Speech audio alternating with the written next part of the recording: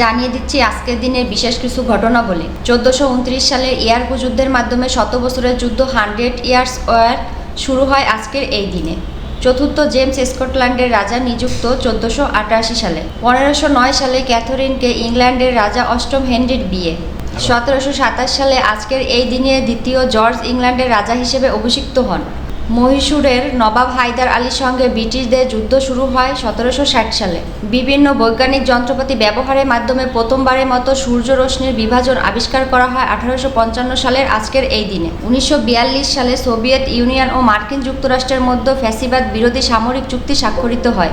রাজা পলের ব্রিটেনে রাষ্ট্রীয় সফরের প্রতিবাদে গ্রিসের প্রধানমন্ত্রী কনস্টান্টিন কারমানসিসের পদত্যাগ 1963 সালে। 1981 সালে ইরানে ভূমিকম্পে 1,500 লোক নিহত হয়। 1991 সালে নোবেল শান্তি পুরস্কার ভূষিত মাদার তেরেসা বাগদাদ সফরে যান। বাংলাদেশ চট্টগ্রাম মহানগরীতে ভয়াবহ প্লাবন ও পাহাড় ধসের ঘটনায় কমপক্ষে 84 জন নিহত হয়েছিল 2007 সালে।